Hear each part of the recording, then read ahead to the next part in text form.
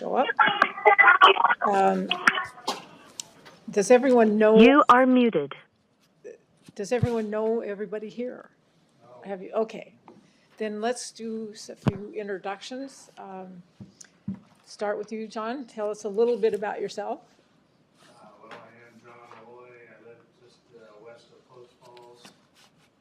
My career was with the Idaho Company in Post Falls. I'm retired.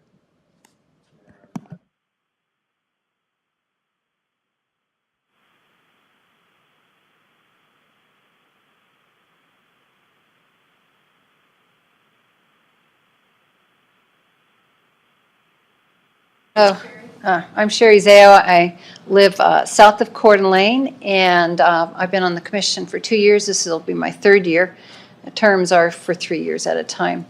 And I'm retired. I've been in the medical field and in the education field, taught anatomy and physiology at North Idaho College right before I retired.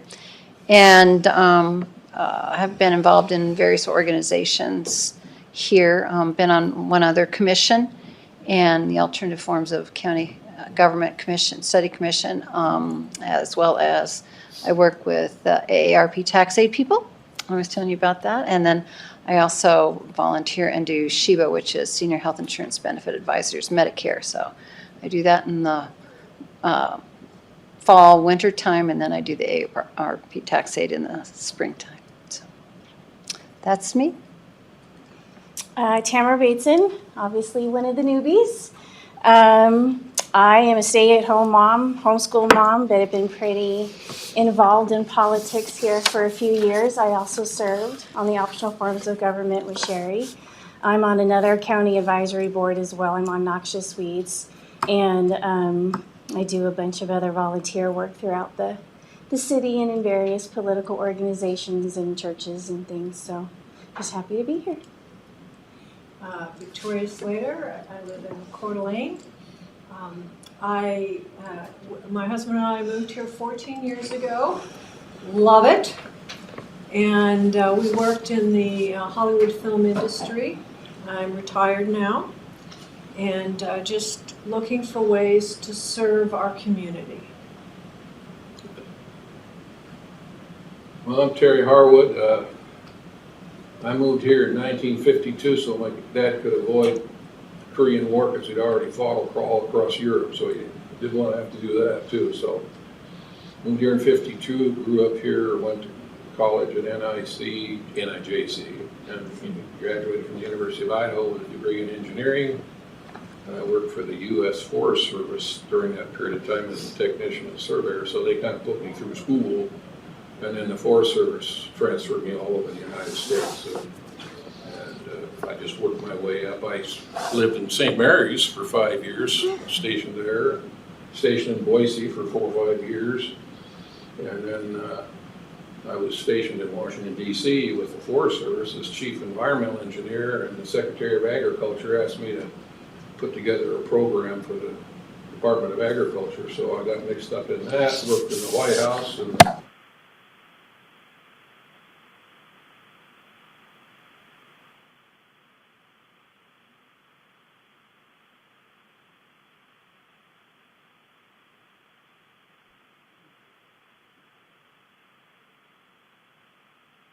oh, I'm sorry. All right, anyway, so make a long story short, I spent 37 years as a Fed, and my last assignment in Washington, D.C. was in the executive director of the Hazardous Material Policy Council in the George W. Bush administration. So I was working in the White House again, the West Wing.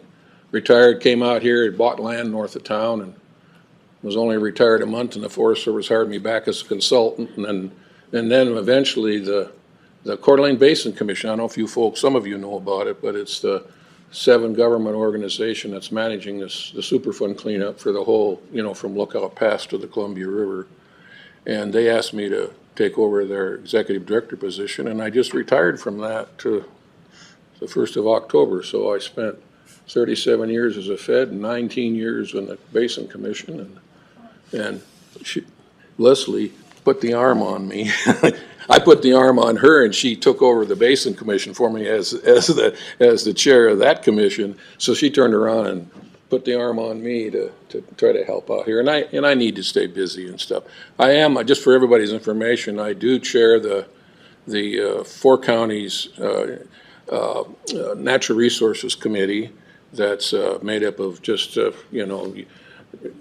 all kinds of agencies and private parties and environmental groups and all that. That's been around for about 50 years in North Idaho. It's the Shoshone, Benawa, Kootenai, and Latah County is involved in that now. So I do that, and then but what's interesting as far as planning and zoning and stuff is I'm also a homeowners association president for the last almost 20 years, and I manage their drinking water system. I'm a licensed professional engineer in Idaho, Montana, and Wyoming, but being things are getting tough to be an HOA president nowadays too, out on the prairie. You got all kinds of crazy things going on out there. You really do. People living in trailer houses and camper pickups, and they can't afford a place to live nowadays. So anyway, I'm looking forward to being able just to help out and see what we can do with this organization. So, thanks. And I'm Madeline David. I'm your current chair. We'll see what happens in a few minutes. My background is I spent 30 years raising Arabian horses and being the owner-manager of the Palouse Mall in Moscow, though I lived up here just on the Washington side of the state line. So I have varied background. And now I currently live near Silverwood up on Cedar Mountain, and we have 155.35 with the county taxes acres of trees and a conservation easement on that property. Oh, you do? Okay. So. I'm Pat Britton. I'm a civil deputy prosecuting attorney for the county, assigned to community development, among other departments. And I've been in that this role for 22 years as of February 4th, this coming February 4th. And I was a law clerk for Judge Judd before that. Degrees from the University of Washington is my undergrad degree, and then the University of Idaho is where I went to law school. Go Vandals. So, that's pretty much it in a nutshell. Well, I am grateful you are our legal counsel. Thank you. I'm David Callahan, Kootenai County Community Development Director. I've been in this position for 10 years. Before that, I was with 7 other municipalities and 1 private firm, AECOM, one of the larger architectural engineering firms in the nation. I'm a certified planner, and my only undergraduate degree is in landscape architecture, so I've gotten a lot of mileage out of an undergraduate degree. Most people these days in my position have a master's or even a PhD in planning. I'll defer for the other stuff until we get to orientation, but thank you so very much for being here on such a cold and frosty, difficult day. I will just tag on, I'm a little disheveled, frankly. We had a water pipe in our department break Tuesday morning, and I came back to an inch of water in the floor. The staff's been amazing in pulling everything together, but because we haven't been able to connect to our computer systems or anything else, you can imagine the public's a little frustrated. They're calling me and I can't get anything done because we don't have our usual systems up and running. So I appreciate your patience. Thank you. Do you guys have email right now? No. Oh. Mostly because none of the hardware is linked into this county system right now. I mean, I can get my email through my iPad. Okay. So if you send me anything, I'll see it. Okay. Okay. I'm Ben Tarbutton, planning manager with the department. I've been in this role for a little over 2 years, but have been with the department overall for about 17 years. So seen quite a bit there. Have a wife and 3 kids. My wife homeschools, and thank you. I was reminding everybody else, and there I am forgetting. Yeah. So, So yeah, the kids and my wife are at home with homeschooling, and that's kind of me in a nutshell. Reba? Hi, I'm Reba Gritness. I'm Administrative Manager for Community Development. So you'll see me at these meetings. And if you need anything, just. Hey, I'm Jonathan. I'm the Communications Coordinator for the Board of County Commissioners, and I also stream meetings. Oh, yeah, Vlad Tinkle's online. He's one of our principal planners, been with us for 15 years, I think. And, Hi, everyone. I'm Vlad Finkel. I am a planner with Kootenai County. Been with the department for 15 years. and he handles all the cases that tend to be frustrating, problematic, and go to the hearing. So I'm grateful for that.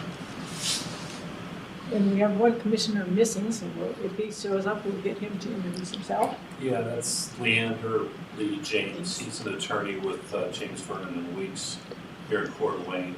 He owns property to the southwest of town in the Rockford Bay area. And he's been a lawyer for even longer than I have, so. But he does mainly, he doesn't do land use law necessarily, so some of the, he's kind of getting up to speed on some of the concepts that are specific to real estate and land use and how they apply here. But he's done a really good job in the year that he's been here so far. So. Great. So we'll get on with the regular, well, we're going to have to put an orientation, a little short orientation, I hope it'll be short, orientation session in here because we got flooded out 2 days ago. And I guess it won't hurt for anyone else that's been on the commission to hear this all over again. But first of all, are there any changes to the agenda? No. Okay. We need to approve the December 14th, 2023 public hearing minutes. And I'm assuming that the new commissioners just abstained? Okay, so can I have a motion? I'll make a motion to approve the minutes from December 14th, 2023. And I'll second it. All in favor? Aye. Aye. Aye. Opposed? Okay. So we've done the introductions.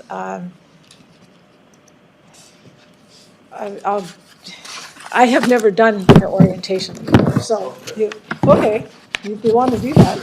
I've actually planned. Okay, great. First of all, you newbies have a copy of our comp plan and our code. And those will be the two documents you will probably most frequently turn to in your work as a planning commissioner. For those of you that don't know, the planning commission's role is exclusively confined, unlike most planning commissions around the country, to assisting with comprehensive plan and code amendments. So updates to the comp plan, new comp plans, changes to the code, or any rewrites to the code will be what we'll be bringing before you. The reason that that's an important distinction is most planning commissions actually hear through public hearings cases like the ones that Vlad handles that go ultimately to the county commissioners. The upside of you being left out of that is it probably saves you $100 a year of public hearing time. The downside is you don't really get a sense for what's going on in my department. So that's why these sorts of workshops are so critical, so we can dialogue, you have a better understanding of what's really going on, ask questions, and try to fill the gaps with anything that you don't hear from not having public hearings. I should back up a little bit and say Idaho, in my experience, is a little unique. Having been a planner since 1980 and having studied land use law since then, I can tell you most states don't set up hearing examiners like we have.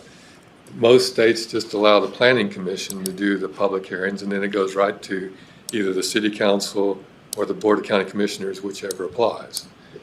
So Idaho's a little unusual that way, but you will discover in your role as a planning commissioner, Idaho's unusual in lots of ways, in my experience. It's just Idaho. And in some ways, that's really helpful. In other ways, not so much. We'll deal with it as we get through these things. One of the things that I asked Reba to get for you, because I think it's a really useful document. I still turn to it periodically, even though I've been doing this all my life. This little booklet was put together by two attorneys that I've worked with in Denver, Chris Dirksen and Don Elliott. It just so happens that they are part of Clarion, a big planning firm in Denver. I'd actually hired them in Denver to do some work for me. So I'm very knowledgeable of their skill set. And they actually, while I was a trustee for the town of Erie, they actually did the entire comprehensive plan and the entire code for the town of Erie in 1 year. That, if you don't know, is a phenomenal turnaround time frame. Normally, it takes years just to do one of those. They did both in 1 year. We got an APA award for that. That's all just sort of context to tell you, I think very highly of Chris and Don. They are both brilliant in their own ways. They are both Juris Doctorates. Don kind of has a step up on Chris. Don is both a planner and a lawyer. Don's planning degree is from Harvard, but so is his Juris Doctorate. So you're dealing with some of the most brilliant planners in the country. That's why I wanted you to have this book, because it's a quick read, it's simple, they've written it in a way it's simple to understand, but in my view, it's kind of the least you need to know about land use planning in order to be in your position. So I hope you find it helpful.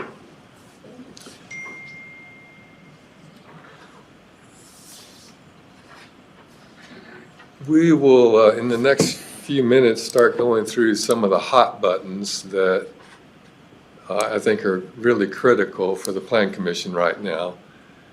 But at this point, I don't know what you don't know. It might be useful just to open it up for dialogue of any questions the new commissioners might have.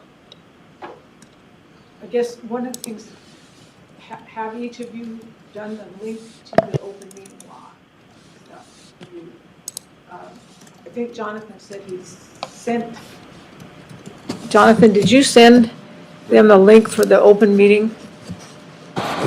There should have been an advisory board guideline. It's kind of a standard for all 10 advisory boards, and there was a link for our state open meeting law training. It's really good with the state. Okay. I can send those links if they need them too, as well. So you understand that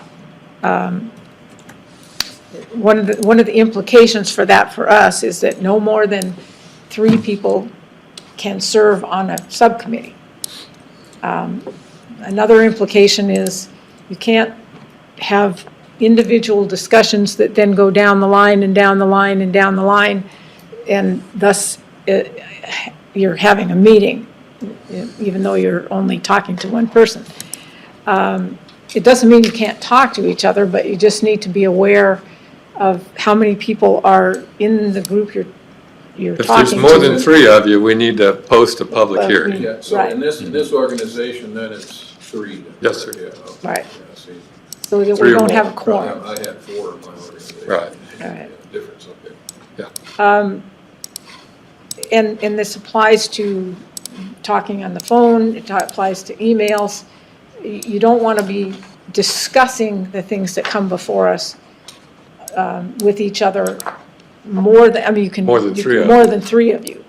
So it's just better to know, to realize how many people are in the group that you're talking to and what you're talking about. But that's not to say that we can't schedule an actual meeting like Right. this, Exactly. so that you Exactly. can have those discussions. And And we the do other, have them. Yeah, that's what Right, we did, workshops are right. for. I think the other usefulness that we should drill down on now that Madeline's brought it up is because, glad you're here. because you are almost always dealing with issues that are not quasi-judicial, they're generally legislative. Because they're legislative in nature, once we've properly noticed, you can talk about anything to anyone, even people in private, and then bring that conversation back here. Again, that's the distinction between legislative versus quasi-judicial. It's fair to say that the Plan Commission almost never has quasi-judicial issues. It happens occasionally, but almost never. So in that way, it's easier for you than, say, the Board of County Commissioners or other groups that have quasi-judicial hearings where you cannot have discussions with individual citizens outside of the public hearing process. Here, you're okay with that, and because it's almost always a legislative issue. Does that make sense? Okay. I guess in that vein too, just be aware when you're doing emails to not reply to all. Reply to the person that sent you the email or whatever, but don't reply to all. Once you hit reply all, you've made it a public meeting. Oh, so like if you get an email with 4 or 5 CCs on it, if we reply, you just want us to reply to the sender? Yes. Right. Oh, okay, all right, I Yeah. didn't know that, okay, all right. And also try to remember, we're not all, especially me, particularly good about this, but it would put in the CC column space that it's Casey PC, you know. So you will have one CC, and Yes, that's the organization. Right. Yeah, Right. Yeah, so you guys are keeping a record Right. of any Right. course, even single correspondence between two parties. Right. Yes. Okay. all right. And that's kind of hard to remember to do, Yeah, but it as much as you can, be sure to do that. Let's see. I guess While Madeline's thinking, I can tell you, one of the IT department's really good about backup on anything that has to do with our computer systems or email. There's a literal triple backup on everything. So since I've been here, that's just 10 years, the IT's never lost anything that's electronic in format. So I'm really pleased. I think you don't have to worry, staff takes care of those kinds of things. It's automatic. as long as you remember to hit Exactly. the carbon copy. So, our responsibilities are listed in the Idaho state law, Title 67, Chapter 65, and I've passed that out to you. The comp plan, which David has passed out to you, that's another document that is our Bible, I guess. And the Planning Commission bylaws, which I just passed out to you. Let's see. Conflict of interest. Occasionally, people on the commission have had a conflict of interest, and you'll be asked if you have a conflict of interest. If you know you do, particularly declare that. If you have a question about that, I believe Pat can help you determine whether you have a conflict of interest. And you certainly can have one. I mean, you're not banned from being on the I wouldn't commission be the because of least that. bit bashful. If you're concerned that you have a conflict, please call Pat. And I guess I got one question for that. As a homeowner association president, from time to time I have to file complaints with the county over the behavior of people on the properties out there. Is there a possible conflict in some of those kind of activities? I don't see one as far as the role of the planning commission goes. Pat, maybe give an example of like a classic conflict of interest for someone on this board. Basically, like you're considering the rezoning of property that you own and you would stand to gain if that rezoning were adopted. Would be one, or like if there was a text amendment to the land use and development code that you would stand to financially gain from if it were adopted. Kind of those kinds of classic scenarios. So. Or maybe even if you were to financially lose. It's a potential conflict, yeah. Right. Not even this is a gain, but it's a loss perhaps. Right. So, Which- Easy way to think of it is if it affects Interestingly- your pocketbook. Yeah, which interestingly enough, Lee had a I assume that's why you a brought place, it yeah, up. where he would stand to lose if the rezoning went through. But he actually supported the rezoning even though it would have potentially. Affect them. Yeah. Yeah. as far as public relations or press contacts, that's normally handled by community development. While commissioners are free to speak to the press, they should refrain from presenting these responses as representatives of the Planning Commission. So if the press approaches you, you can speak for yourself, but not for the Planning Commission. And you can always send the press to me. I don't know, do we want to go through the workshop process, or do you want to just proceed with the workshop and let people figure out the workshop process? Why don't we do that? Okay, It'd be easier, don't you think? We'll probably cover most everything. all right. Okay, Madam Chair, yes. you mentioned the Title 67-6500, and I noticed some of the commissioners waving a page or two, is that right? Yeah, because I handed it out to the new people, but I can. No, I brought my own, but it Oh. amounts to more than just a couple of pages. 39 chapters. Right. So I'm wondering, It was the particular part of it that dealt with the commission, I believe. Now, you just took this up on the main document. Right. That's not the full title. No, it's not, I'm sorry. it's available online too to. Right, that's where I got it, so. So our next order of business is a chair and vice chair.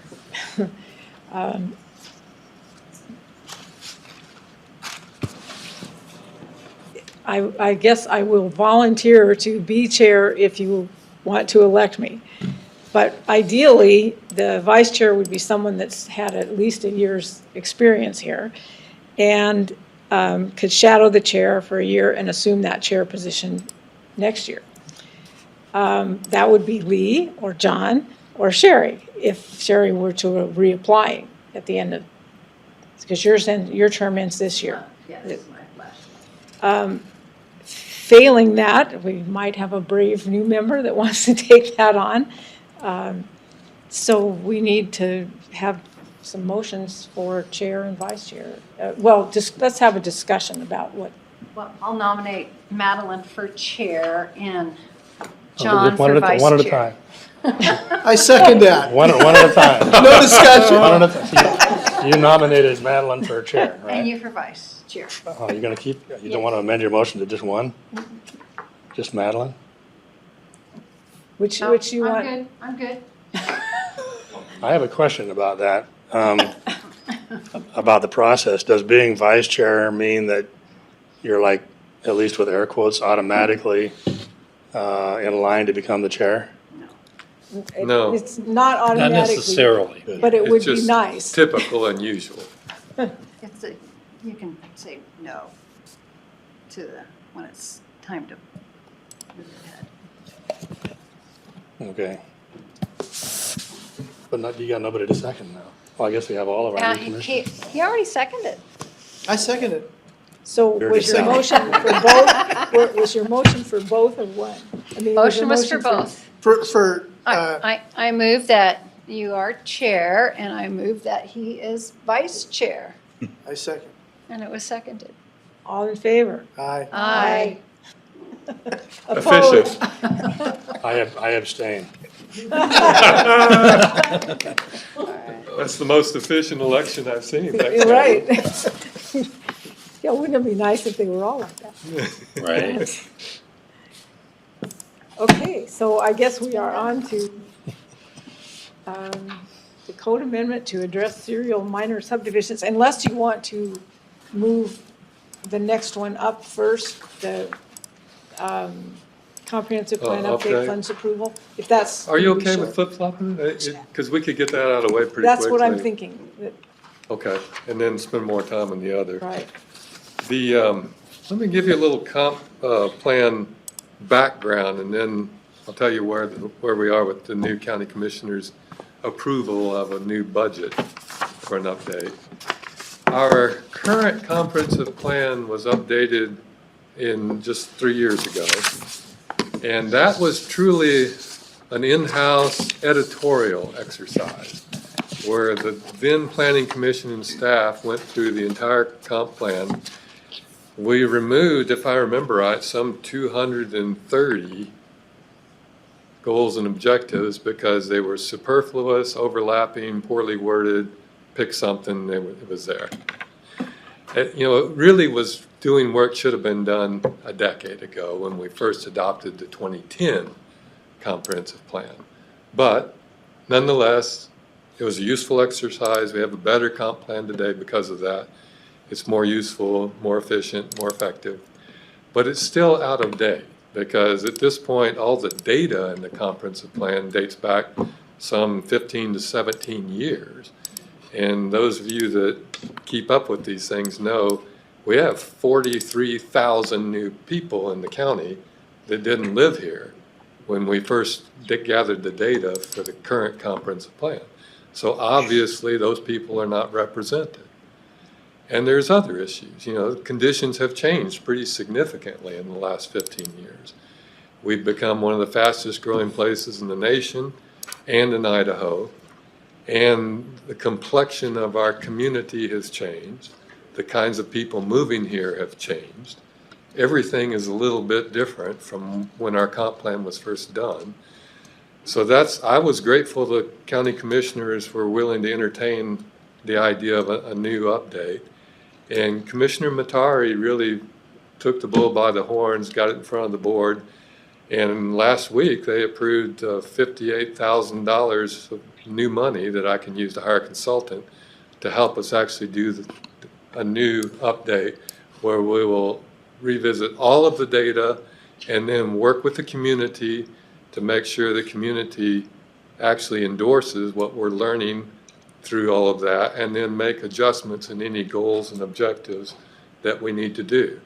I'm hopeful that all of that can be done in a year, but again, it's hard to predict these things because you never know until you actually get into the data how it's going to go. Plus, with today's social media and other outreach mechanisms, it's a lot easier to engage the public, but the reverse is also true. The public can also just sort of explode, and suddenly you're engaged in a way that it takes more time than you realize. So Terry, you had a question? Yeah, Madam Chair.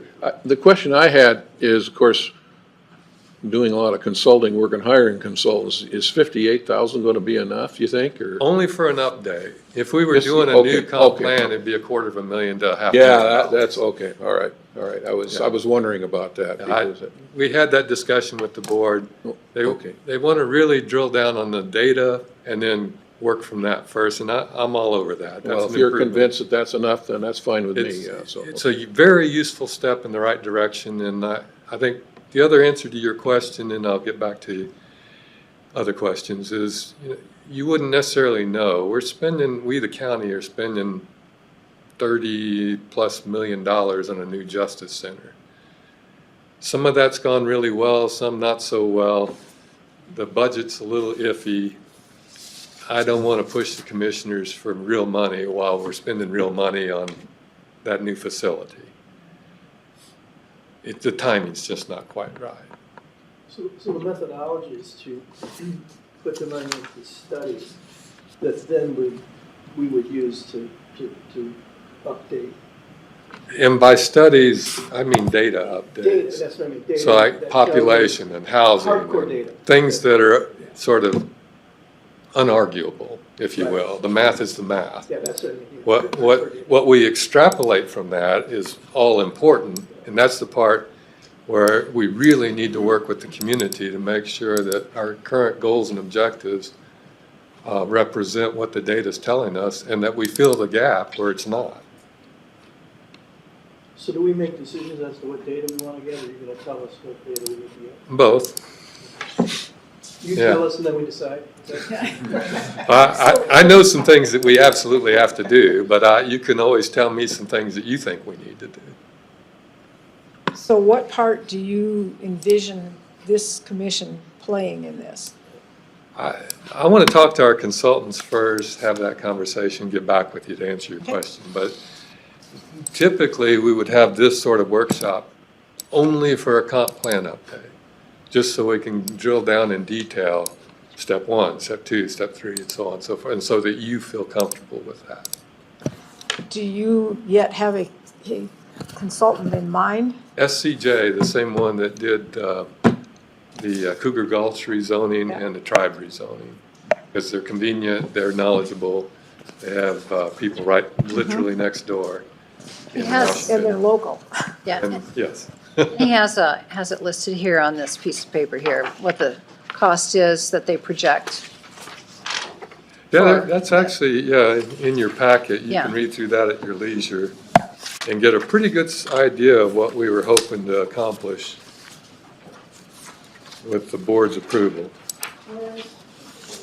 The very last page in your packet of information has SCJ at the top.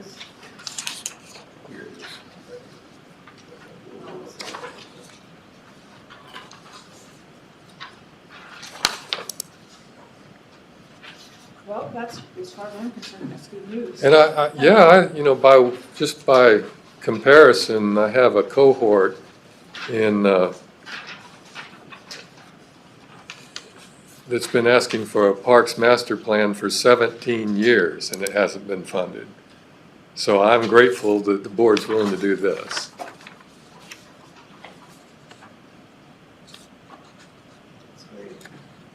So we have upwards of 58. The projected cost is 15.5 right now, but we can spend upwards if it needs to take longer. Is that what that 58 mark is? Anything over 58, I'll have to go back to the board Okay.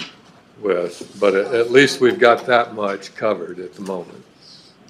And SCJ seems to think they can do everything you see on these 2 pages for that amount of money. So did they get a proposal? Yes, I generate talked with them about it and actually sent them an email, and then Pat now has their contract to see if it's acceptable. Just, make sure Make it's sure. all kosher. Is the contract with them, because this says approximate cost, will that lock that in, or is there then flexibility of, oh, well, that's going to cost more kind of thing? I'm No, it's one the- for the upsets. I the would like to have not more than 58,000 unless approved by the Board of County Commissioners. Yeah, and that's what the contract will do, just looking at it. The 58,000 is a not to exceed in the contract, and if, we wanted additional services not provided in the contract, we would But it's- negotiate a contract amendment to. It's not up to us to approve these funds one way or the No, other. That's the the county commissioners. So this is just an FYI for your information. But an important one, I think, comp plan, in my view, is, I'll be so bold as to say, the second most important document that the county or any municipality produces. The first most important is always the budget, because everything works off the budget. But then comprehensive plans set policy by which communities grow. When do you envision them starting this, assuming the contract is accepted? Oh, next month. Well, that's so far ahead of where we were Yeah. 6 months ago. that- That's one of the beauties of being able to hire a consultant. Right. You don't have to gear up. They're already geared up. They do this for a living. So we would want to have that dialogue with you about what data they're going to need to get. Right. and all Mhm. that. Right. Yeah. But they will be telling us, giving us an idea of what they, since Uh-huh. they do this, Yeah. what data they think is important. Yes. Yeah, I mean, it'll be an We don't have to it'll be come an up interactive process. Right. And, this is not new. No, I mean, Yeah. this kind of effort's been underway in this country since the turn of the last century. well, and we've talked to them So, yes. about it. So the approach they take will be traditional and cover all the usual bases that planning projects need to cover. Good. Anything else? Any questions on that? So I'm Jazz, thanks for listening.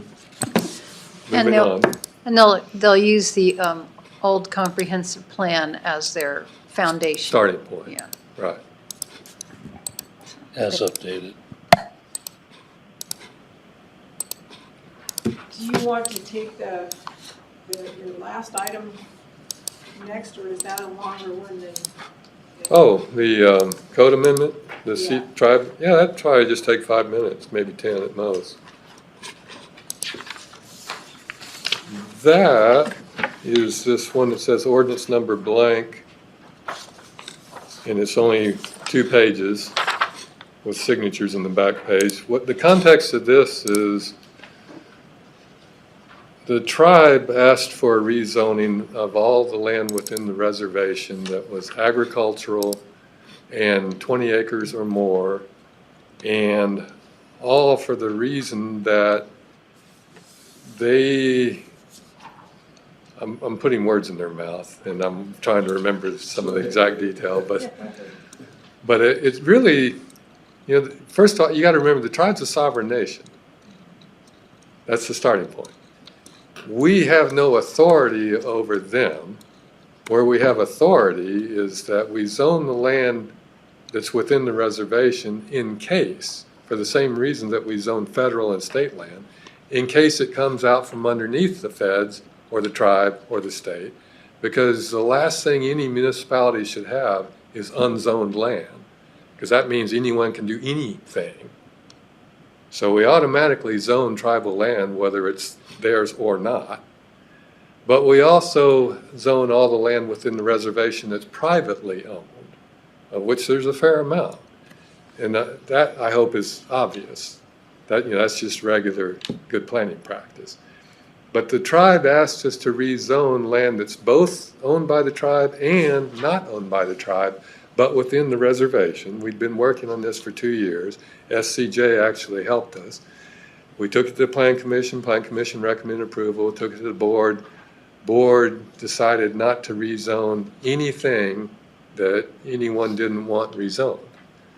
So right now at the moment, we've got a web page where any person that owns land in the tribe can contact us, look on the web page, see where their land is, see if they want to be in this rezoning or not, and then tell us if they don't want to. At this point, last I've seen, we have about 12,000 acres of land that's privately owned within the reservation where people do not want to be rezoned. So that's where we are with the rezoning. But here's where this code amendment comes into play. It was actually Commissioner Matari's idea that to try and help the tribe with their angst about all the new development that's occurring in the reservation is, what if we change the minimum lot size within the reservation to 10 acres for subdivision instead of what's typically 5 acres? The tribe likes that idea. And you can imagine why. And so this ordinance attempts to capture, the Pat drafted, attempts to capture that concept.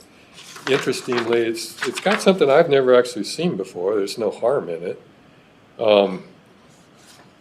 It has a clause where it will actually go away over time. Yeah, that was per the direction of the commissioners. And sort of forces us to revisit it to see how we're doing. I think that could be very useful. Yes, sir. Yeah, of course, I've been working with the tribe for 20 years, so, and I'm very supportive of their efforts. In fact, I wrote legislation in Washington DC to protect the tribes from being abused in the cleanup of the environment. But a couple questions. I don't know if maybe a little history. You know, the reservation was established by the federal government, of course. And then for some reason, because the tribal members didn't start developing the land or whatever, then the federal government opened the reservation up for homesteading. So that's how you got all these private inholdings on the reservation, you know. I mean, you still got the grass farmers down there torching their fields off and all kinds of stuff. But so with all that private ownership, I thought the compromise that the commissioners came up with here just recently was probably a pretty good deal, you know, because I'm concerned about considering a taking situation under these types of things. You know, you can, if you rezone somebody's property, we could get involved in a taking situation, legal situation that way. I guess my question about this is, I'm very supportive of basically the 5-acre rule. In fact, I petitioned the county commissioners some time ago when Panhandle Health lost their authorities to have this county establish, you know, regulations for the 5-acre rule, you know, to protect the aquifer and all that. But my question about this is, and I don't want anybody to misunderstand me, I'm very supportive of the tribes. I've worked with Indian nations all over the United States, but I have a bit of a concern that if we've got one standard for land outside the reservation and a different one inside the reservation, can landowners private landlords within the reservation file claims to the fact that you have been, you know, passed a prejudicial thing against us and it's reduced the value of our properties and end up with a claim under the takings rules and stuff like that? No. Anybody can sue anyone over anything. Well, I know winning that. is- I mean, yeah, I mean, just watch It's unlikely TV. to win that case. In a word, no. Yeah. Okay. Here we have rational basis and public purpose.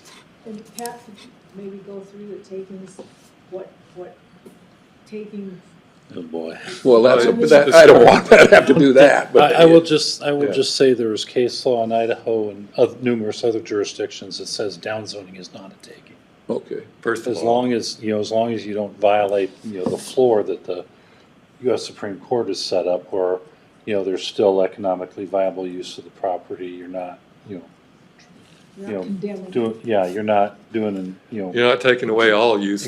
Right, exactions that don't have a rational, you know, I didn't know how far down the sensitivity for that yeah. went. you No, know, it's yeah. sensitive, and I mean, it's a, you know, commonly held belief to some degree or other. I'm just, you know, laying it, you know, where the, you know, and, you know, we can argue that if it was downzoning enough that it could be a taking, and theoretically there could come to that point, but, you know, as a general rule, legally, that's not the case. Okay. A quick question for you, Pat, on this one. I'm used to whenever you have something underlined that's new wording and stuff. So as I read this is has been in existence, but we're adding for inside the tribe, it'll be a 10-acre lot minimum size versus instead of the 5, correct? Correct. And therefore your section 6 is also new. And that's why I say I'm used to you underlining anything that is kind of a newbie thing. So The underlining and strike through is the actual changes to land use and development code. The okay, section, you're talking about the sunset clause would be part of the ordinance, but not part of the code. okay, So that's why you don't see that. underlined. All right. I like it. I think the tribe likes it. Yeah. Yeah, they've been very generous to us, and I understand their concern about minor subdivisions being misused on their property, on their reservation. I shouldn't say property, on their reservation. So I think this sounds like a very reasonable compromise. So.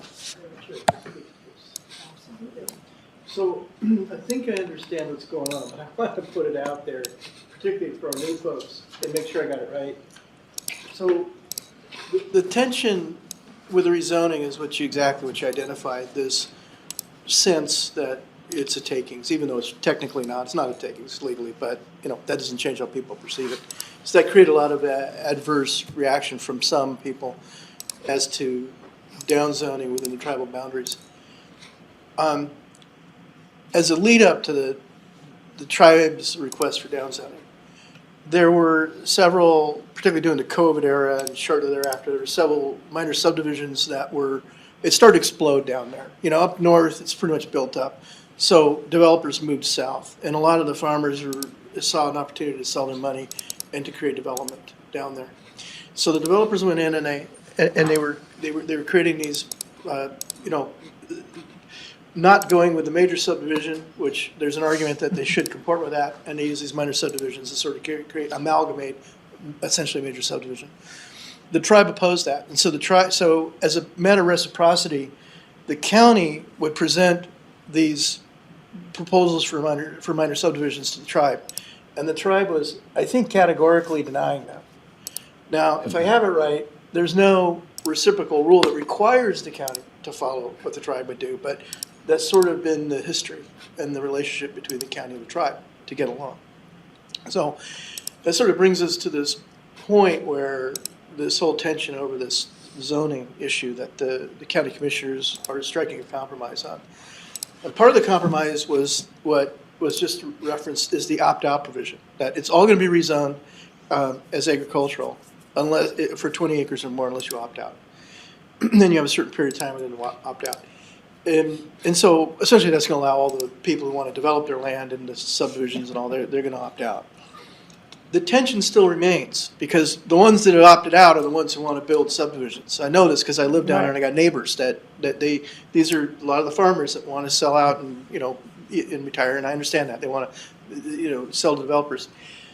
That still remains the tension, if I have it right, with the reality that these guys here have to present to the tribe these subdivisions. And the tribe, if not satisfied with the rezoning ruling, which they may not be, may continue to deny them. And that doesn't take away this tension that ultimately will result in potential litigation between the tribe and the county, which everybody should want to avoid. So if I have it right, this provision is to help allay that or take some air out of that tire so the tribe is not so incentivized to reject out of hand these minor subdivisions, right? Is that Yes, sir. where we're at? Am I right so far? Yes, sir. Yeah. I need to tag on to that, though, just so you know. Yeah, no. It doesn't fix the tribe's issue. No, I get it. It may not satisfy And I'm them, still but- expecting to end up at court at some point. Understood. I actually had this conversation with their legal counsel yesterday, Oh, really? Okay. where they understand that I'm going to start approving some things because I'm tired of, it's been 2 years that I've been telling people just no. We're not going to process this because the tribe's recommending denial, and my legal counsel's been telling me if we don't deny it, we go to court and lose. But the tribe, because they're a sovereign nation, has decided they are not going to answer some questions of mine. One of them, I was so bold as to say, are you going to support this language? And are you going to start recommending approval of minor subdivisions once we have this language? They refused to answer that question, and that's their call. I get it. It'd be like dealing with the federal government, and they say, no, we're not going to answer that question. Yes, sir. Yeah, one of the things working with the tribe, and I have for years with tribes all over the United States, is even if you're working with their representative, they can't give you a definite answer until the tribal council votes on something. That's the reason. They're not just being obstinate with you. That's, I used to work with Philip Sonera all the time. And Phil and I agreed on all kinds of things with the Basin Commission, and he always had to take them back to the council and get a final say, yeah. Well, and in this particular case, I don't think they're going to give us a final say, no matter what. What I think is going to happen is ultimately I'm going to approve something that really sticks in their craw, if you'll pardon the term, and we'll get sued over that. Have the council told you that they will institute litigation? No, but I'm expecting it. I'm reading between the lines. We voted in favor of the tribe's version of the rezoning by majority, and we had robust debate over it, and there's fair room for disagreement, and the county commissioners didn't go with it. Me personally, part of my argument was, if you don't do that, it's going to be massive litigation. I predict it's going to be the tribe suing the county, or the tribe suing developers and the county, and because of the risk of the litigation, the first litigation that fires off, my view is, and this is why I wanted to forestall it, is because it will shut down all development on the reservation. I mean, because nobody can get a loan then. Nobody's going to know whether they can operate. Dealing with tribes, you know this, that if you have this tribal land or land that could be affected by tribes, insurance companies don't want to touch it, banks don't want to touch it. And so it would have the practical effect, if we launch into litigation, it's got the practical effect of shutting everything down, any building within the tribal boundaries. And I don't know if I hope I'm wrong, but I would, this might alleviate that a little, so I'm for it. Yeah. I'm thinking ultimately we're going to have a lawsuit to resolve this. Otherwise, we never know what Idaho and the U.S. Supremes say about our particular situation. See, the whole problem with this thing, guys, is we local folks are trying to correct a thing that the federal government did 100 years ago. Yeah. And that's the bottom line here, yeah. It's hard to unchisel that stone. It is, yeah, okay. And the tribe is sensitive to that. Yeah, and they should be. Yeah. I would be in their Yeah. shoes. How long are we guessing that this clause at the section 6 is going to be? 10 years, 20 years? 3 years. Oh, it's Yeah. only going to be 3 years? Are we supposed to put 'Cause- numbers in the blanks? That was part of my question, was. The board will do that. I mean, Yeah. you can certainly recommend it. Yeah, but should we, or do we deal with that, or just leave it alone? Just let them do it then, I guess. I think it's fine for you to have an opinion. The board would welcome that. Yeah. And the reason I for don't think 3 years is long enough to find out. the reason for the sunset clause in the three-year period that was discussed was the tribes engaging in a water study in that area, of the reservation, to see, whether water there's a shortage, or if it's plentiful or in between. And from what I've heard mixed things. Of course, the property owners say there's plenty of water. The tribe says, there isn't. We want to know who's right and where. There could well be areas where there's plenty of water and areas where there isn't. So that there's a study underway to try to determine that. How long is the study going to last? Is there a time frame for that? I think the tribe said they would be done within that 3-year period. And it is their study, right? Yeah. Yes. Yeah, one of the issues at stake there, and this is a serious issue, that if they have a study that shows that the growth within the boundaries of the reservation are detrimentally affecting the water flows. Let's say, for example, in Lake Creek, there's a certain amount of flow they're entitled to. And if it goes down below that, they can literally start shutting down wells, people's wells. So this is a really serious issue, this water issue. And it is super spotty out there. I mean, the water, you could have 40 gallons a minute, and an eighth of a mile away, you're getting nothing. It's just really, really spotty. Right. And this basin is in the middle of the water rights adjudication too. And I'm glad to remind you of that. Adjudication is still going on. Yeah.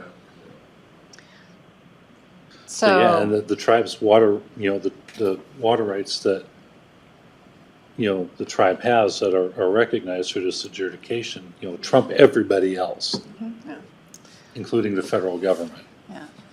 so I still think we should actually advocate for longer than 3 years, because we want to really see what's, really happening, because people can hold off for a bit, especially when they know it's going to expire. Because see, when they know that it's going to expire, then there's going to be a big push. And we need to make sure we understand what the water issues are, and also not just the study, but what's happening after the study, because you can actually see a lot of political things coming up right after the study's done. So I would actually I'm more on the 5 to 10 year plan. I would agree. I agree with that. Yeah. I do. I think that's Yeah. And more that realistic. certainly could be a valid recommendation after Yeah, we that'd be helpful. hold a public hearing on it. Did I hear you say something about the tribe was talking about 3 years? For a study. Is that For what the I- For a study to water be study. completed, yeah. Right. I And remember, isn't that the purpose of the sunset clause? Isn't that it was to give them time to do their The study? correlate, yes, the two things correlate. Yeah, so on the one hand, we want to listen to the tribe, and on the other hand, we don't. I mean, the tribe says they want 3 years, and we're gonna say, well, I don't think 3 years is enough, tribe, I think you need 10. Well, the I'm- tribe I'm- can, the tribe will, representatives of the tribe would certainly be able to testify and, clarify that point for everybody.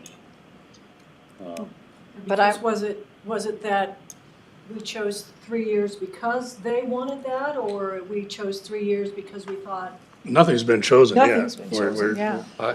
Proposed, It was yeah. written up that way because Commissioner Matari thought there was a correlation. Okay, But so not it's a public necessarily- process. Not necessarily what the tribe wanted. Right. Right, and the tribe can certainly let us know what Through they the would like. process, because this will be a workshop with you, a public hearing with you, then another public hearing with the county commissioners. Well, my view All is, along that way, it's legislated, so feedback can be given to the board. even if, which you're not necessarily, you don't necessarily tie a sunset provision to any specific event, but if you are here to the study and it's 3 years, that study very quickly is going to turn into 4 years, maybe even Right. 5 years. And then there's going to be legislative stuff that goes on and dialogue and blah, blah, blah. And you're easily past 5 years, maybe closer to 7, 8 years before you're ready to make a decision, it seems to me. If we if we were to recommend a longer sunset, it could be alleviated. I mean, it could be stopped. If you're too short, you can't extend it. If you're too long, you could bring it back. Truncate it. If the water study came out that there's plenty of water there, you could change that to a shorter period of time. But you probably can't make it longer. The other way to think about this is you don't actually need a sunset clause. Any commissioners can do anything they want at any time. Okay. So I think this was a political statement to get people to feel comfortable that we're going to revisit this issue. Yeah, kind of. I mean, what if we just placate made the a property. recommendation, just the way it's written, I mean, not talk about a sunset or anything, and You just do could. it? Yeah. Board- this And just board let it could. run, and then Mission. whatever happens, if the tribe's study takes 5 years or 4 years, and then if somebody comes along, especially from the tribe, you folks, all you gotta do is change 1 or 2 people on the tribal council, and you can change the whole politics of a tribe. You can. I've worked with tribes all over the United States, and I mean, I had one tribe where they got 2 new tribal members, and they said, well, nobody that was less than a half native was even a member of our tribe anymore, and they disenfranchised 50% of the tribe. Wow. Yeah, yeah, Yeah. oh yeah, and they just made that decision. This was back in the Great Lakes, but I mean, they can do things like that. Of course, I've seen 2 commissioners radically change the Yeah. philosophy Exactly of the. right. Of the county, Yeah. yeah, any place is like that, so, I mean, I could make a motion that we recommend this. Well, You have that to a go little to the premature. hearing. yeah, it wouldn't be appropriate until after we have the public Public hearing. hearing. Okay, But certainly you can keep that kind of, okay. This isn't just tied to the water study. Again, I think this goes Oh, yeah, back. no, it's not. This Yeah. goes back to this tension between, because the tribe doesn't want development down there because they don't want the forest being cut down. They don't want the natural resources being detrimentally impacted. And there's a point at which, and Pat can give you the details on this, called the Montana case, where if the impacts get to be too great, kind of like the water issue, they trump everybody. They come in and start trumping everybody. And to my mind, the more we can make this user-friendly to the tribe, this 10-acre provision, take out the sunset clause if that'll make them happy. Because to my mind, that's a way to incentivize them not to get into litigation. And maybe I'm unrealistic, maybe you're right, litigation is inevitable. But if we alleviate their concerns enough, because frankly, with 10 acres, it's going to disincentivize some developers. They're just not going to be able to economically do it. Some will do it, but it may be enough to appease the tribe so we don't have litigation going on. And maybe I'm being Pollyannish about it, but That's been my sort of battle cry this whole time, is to try to avoid conflict, because I deal with it every day. Believe me, you don't want it. You don't want it. So what's the process if you're gonna have a public hearing on this? Does this group recommend that there's a public hearing take place, or what is the role of this group on this particular issue?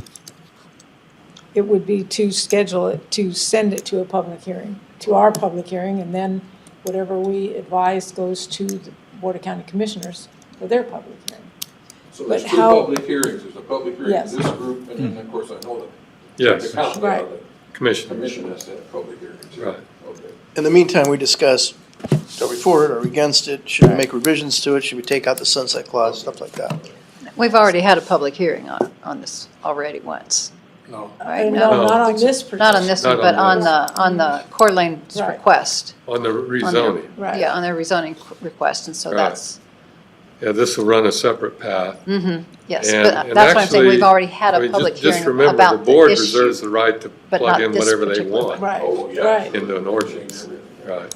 They just have to have a separate public hearing for it.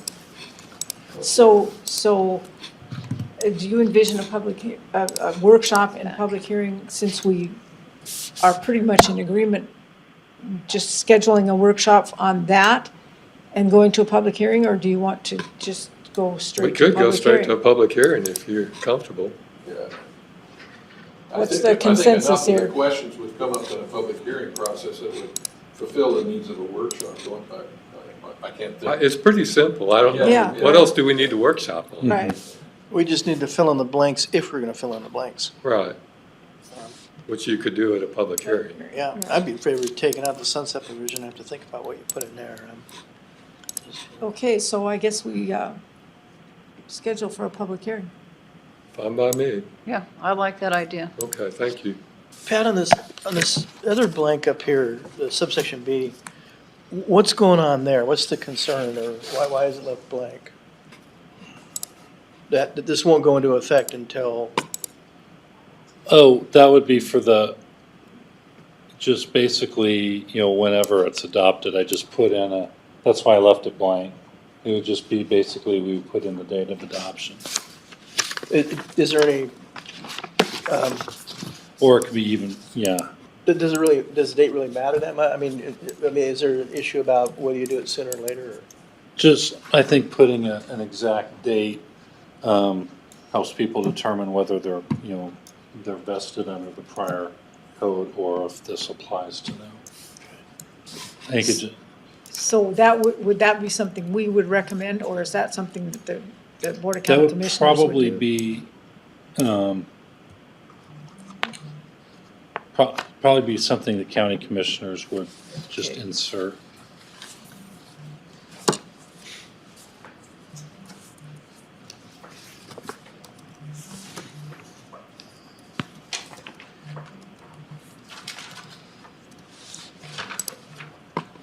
Any other questions on that?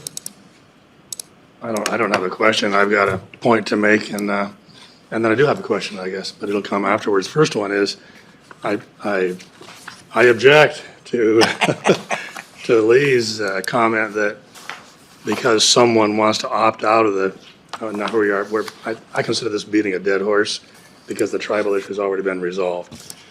But except for the opt-outs, and Lee, you say everybody that wants to opt out wants to develop their property. No. I think that's a broad generalization. I think it's untrue, and that is what you said, which is why I object. The other question, or the question I have then is, when it comes to opt-out, I know that Commissioner Brooks said that the county was gonna inundate every appropriate landowner there with postcards telling them that they have this opportunity to opt out. In my opinion, it should have been an opt-in, but that's not the way the commission saw it. Can I get a list of the property owners that are affected? Yes, sir. It's online, yeah, you can get it on, the ones that are opting out, right? Okay. Yes, and we can get you the mailing address. Yeah, the ones, Want it. as I understand it, the ones that are on the internet, the website, are those who've already Those are all the opted out. people that are opting out. They've already opted out. And everybody got a notice in the mail? All the, if I understand, I mean, I got a whole bunch of notices. There's notices that went out in the mail that notify everybody, and it's pretty detailed, tells you the process. Yeah. So My- what's the, My point was not that everybody opting out is going to develop. My point, maybe I said it wrong, was that everybody who wants to develop, who now wants to develop, is likely to opt out because they want to develop. yeah, I would agree with that. So thanks. And then what else? I wanted to expand just a little bit. Yeah, I don't care about those who have opted out because they've been advised and they've taken the action they want. What I want to do is see the remaining ones, because it's likely someday somebody's going to come to you and say, well, what do you mean I can't do this? I was never told. And you're going to say, well, we sent you 3 postcards. You know, why didn't you take advantage of it? You know that's going to happen. And so I would like to, if it's available, I'd like to see that Yeah, list. sure. It is available. We can get it to you. It's in an Excel spreadsheet. I know how to use that. We have a list of everybody who has not yet. We have the voiced their mailing opinion. list for everyone that owns property in the reservation. And that's fine, because I can compare, I can go to the website where it lists those who've And already. it's a boatload of people. Are you wanting to personally contact them? Is that why you want the list? Well, I was challenged by a former planning commissioner to do just that. And I'm thinking, well, I might just show you. And so that's crossed my mind, yes. To make sure that they have been informed, or what is your end Yeah, goal? make sure they're aware, that's all. Okay. Do you know this is going on? That's all. If they say yes, I say thanks. If they say no, then I let them know, that's all. That's what is intended to do anyway. None of this would have to be done if it was an opt-in, but they chose to do an opt-out. So now people who aren't paying as much attention as they should to the takings of their property rights, then they should be advised. So you're thinking that at some point there could be a litigation aspect because they did not pay attention, and they're gonna come back later and say, wait, I didn't know this, now you're stopping me from developing, is that? Oh, I don't know if that would play a role or not. I agree with Dave and with Pat. I think there's going to be litigation. I think Lee thinks so too. Either way. There's going to be litigation anyway, so Some people won't, that's not, you're not going to avoid that. but he'll do it. And in fact, we talked about that months or a year ago. Maybe that's the only way to get anything resolved, is to go to litigation. Yeah. But Madeline, would you want that to be, excuse me, at a 1:30 meeting for the public hearing or 6 PM? Probably the 6 p.m. Yeah, let's I do would say 6. so. I think the 1:30 was just because that was the only time available Okay. for. Got it, 6 PM. And also, we're currently, as of the last time we updated, 15,021 acres roughly that have opted out. Oh, okay, so it's gone up 3,000. sorry, I was daydreaming. How many? 15,021? Out of a total of 25 Something like that, acres. roughly, yeah. Most people, It's gonna go, yeah. like Oklahoma land rush. Can I have an understanding, and pardon me, newbie here, of, all right, so that the tribe has purview over certain lands, but someone who is not a tribe member can come and purchase a portion of that land. But their rights to that land are still under the purview of the tribe. Not Not exactly. necessarily. Okay. That's where it gets fuzzy. Let me Yeah, try and can make I- a stab at it, and then Pat can jump in and correct me. But there's 2 different things going on to answer your question. If it's private property by someone outside of the tribe, then the county's regulations apply.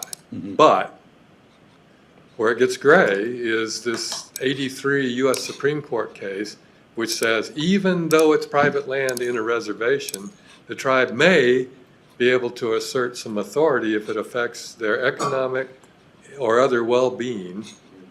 And so that's the part that hadn't been tried in Idaho or U.S. Supreme Court in Idaho under our regulations. So I don't know the answer to your question. Your question's a good one, and it's a question none of us can fully answer because the United States Supreme Court has not made it clear what the jurisdictional reach of the tribe is. Is it a separate nation? Is it akin to a state? Is it akin to a county? What is it? And the general rule, and again, Pat, correct me if I'm wrong, the general rule is that the tribe has no jurisdiction over non-tribal members in most contexts. In the context of development, there's even a decision out of southern Idaho where they couldn't regulate the development of the property. They couldn't, require, certain codes to get at that kind of thing for a non-tribal member. Within the reservation, think of the Oklahoma land rush where they shoot the cannon, people go in, and they did that here. That's what they did. They started out with a larger tribal boundary here, which incorporated. We're on the original tribal boundary, within the original tribal boundaries. Then it was shrunk, and then the federal government decided that, just as we said, that land that was not used could be opened up because it was not used in the eyes of the federal government. And so they opened it up for non-Indians to go in and claim it. That land is, if you trace the title back on that land, it goes straight to the federal government with no Indian intervention. Because if any Indian node in between, you can't get, your title's messed up. You're not going to get title insurance and all that. So you have all of these non-Indian patchwork spots within that were homesteaded that were granted by the federal government directly to the non-Indian. And it makes it unique. There's not a lot of reservations like this. So the tension gets to be, you're in the reservation, you're non-Indian, you're not subject to, generally speaking, the jurisdiction of the tribe, with the exceptions. And there are exceptions out there in land use. It has to do with this Montana case. And if your use of your land is now affecting the tribal, culture and all kinds of stuff. And that takes you right into litigation. Probably all the way to the Supreme Court because of that Supreme Court ruling. Yeah. Potentially. Kind of a gray fuzzy area where it could swing any way. And we're trying to work with the tribe enough that we don't blow this thing all up. See that? And I've had to deal with it for 20 years. Yeah, the water issue is a good rubric to look at. I get it that people want to move in and develop, and they have a right to their land, they have a right to their water. The problem is they assert that right too much, it sucks too much water away from Lake Creek. Then the tribe has total right and jurisdiction to come in and shut everybody down. And they'll do it. This tribe will do it. They know how to litigate. Under the general concept of property or water rights, that would happen anyway, right?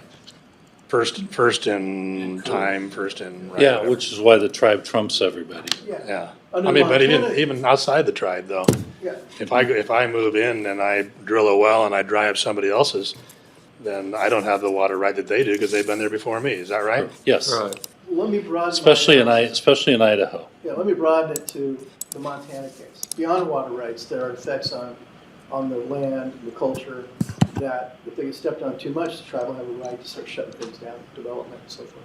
Mm-hmm. So maybe the water example is a bad one because you're right, first time, first right. But there are other things that could be affected that have been an issue. So it's a bit of a sticky wicket. John, is that your wallet on the floor right behind you? I think that's unethical. You walk by, isn't it? Yeah, I think Jonathan made it pass that. Thank you. So, Yeah. So to some extent, we just got to suffer through it. Mm-hmm. Yeah, Indian law is one of the most complicated, if not the most complicated area of law there is in United States law.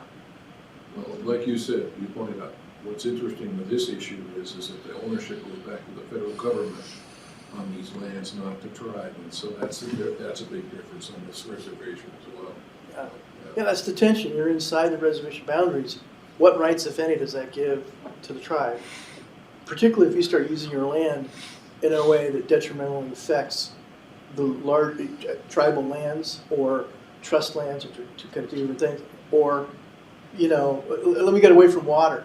Let's say you create a development that vastly depletes the elk population within tribal boundaries. The tribe's probably under the Montana case going to have a right to come in and shut that down. because, you know, Yeah. that's part of their cultural heritage, it's Yeah. part of what they're. Well, you can get crossways with SHPO too and all that kind of stuff, historical and cultural stuff too. I had to deal with all that all the time too. Right. Yeah. Yeah, sometimes it can be just one more potential basis for liability, but Yeah.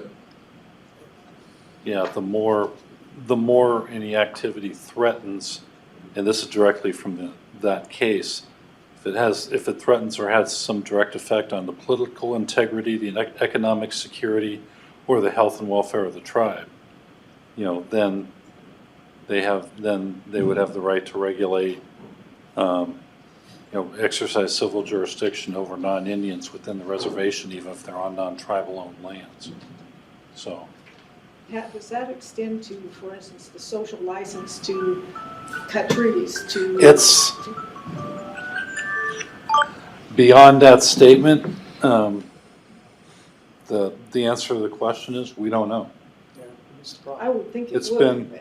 been over 40 years, and that exception has really not been fleshed out well through the courts, and of course Congress hasn't acted either to clear that up, which they would also have the right to do and the ability to do, but they haven't chosen to do it. So. And there's a very meritorious debate that goes on here, because there's legitimate arguments on both sides. I mean, people who moved into the tribal boundaries, they have their homes there. I have my home there. Yeah. And I have 4 kids I've raised there and all. And you know, there's this tension of how can they come in and tell me what to do? And You have the tension of the tribe. the various changes in the federal government's philosophy towards relations with the tribes is. Well, it'll change with each administration too. Yeah, I mean, and there's been a couple of major ones over time. Especially since 1873, when the treaty between the federal government and the Coeur d'Alene tribe was originally executed. There's been a couple major changes: the allotment era that you alluded to, and then the Indian Reorganization Act from the 1930s that tried to undo that, at least to some degree. And then, the current era of sovereignty and self-determination, that, First and Tribe's argument is fundamentally John's argument, first in time, first in right. We were here first, Yep. okay? So if you're gonna detrimentally affect our lands, we have a right to trump you. They would extend it beyond water rights to everything. And just to let you know, I'm really enjoying this discussion, but I have to go. We're nearly done. So, yeah, with this one. We made a decision But- to have a hearing. Yeah, and I appreciate that.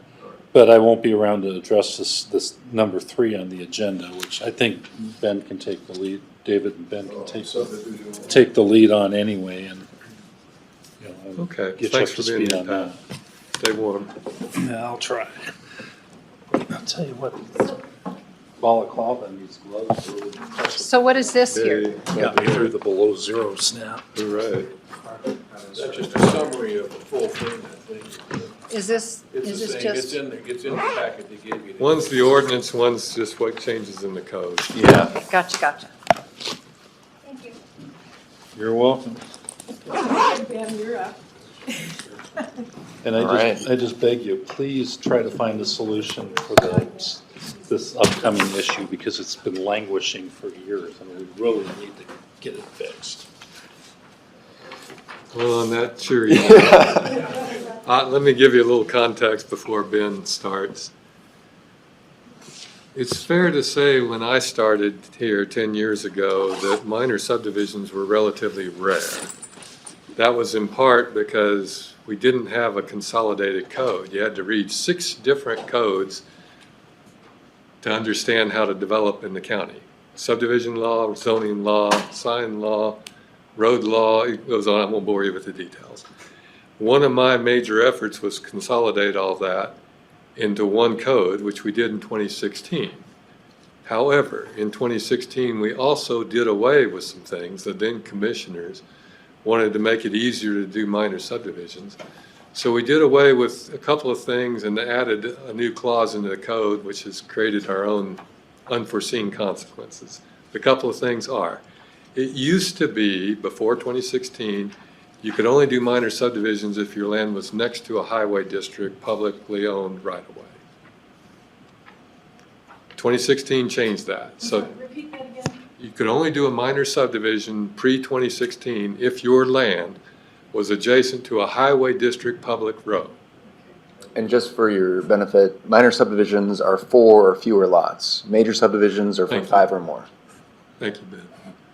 So that was one of the preconditions. There were others that kept minor subdivisions in literally the handful a year caseload. So we typically only did 5 to 10 minor subdivisions a year pre-2016.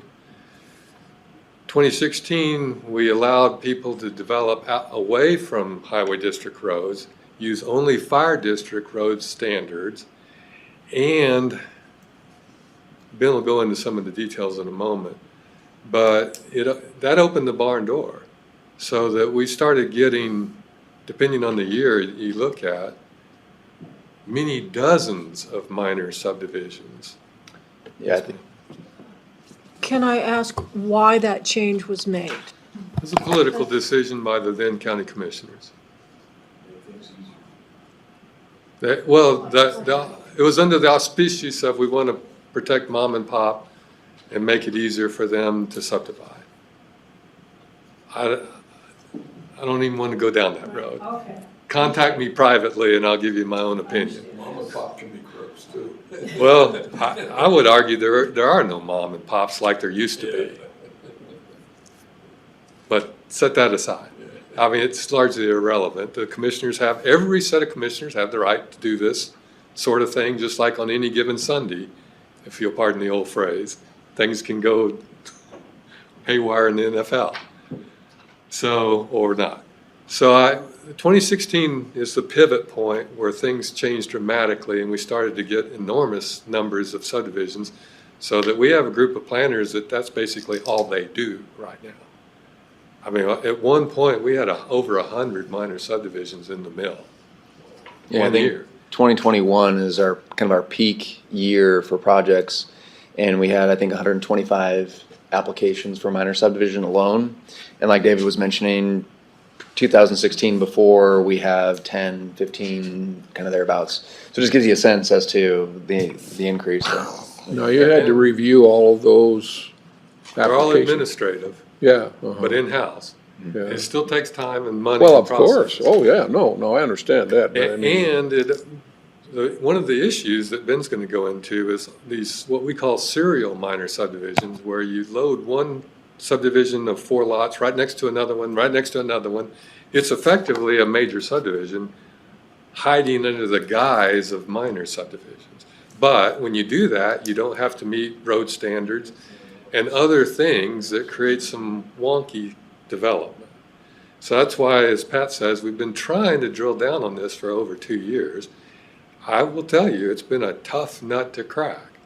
And the challenge I've put out to Pat and everyone working on this is I'm looking for, like Oliver Wendell Holmes used to say, Chief Justice of the U.S. Supreme Court, simplicity on the other side of complexity.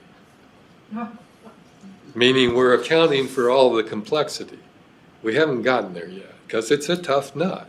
And part of what makes it tough is that we've got to weave in how we deal with road standards into how we deal with minor subdivisions. And we just haven't yet had a good solution. Yes, sir. one of the problems that I've had recently is with the subdivision that I manage out there is it's 25 properties, some are 5 acres and some are 10 acres. People are buying the 10-acre properties and they're trying to subdivide their 10-acre properties within a current subdivision. And then we've got the access problem. You know, you got a deep 10-acre property and the person that ends up with the back 5 acres, how are they gonna have access out to the county road or a proper road?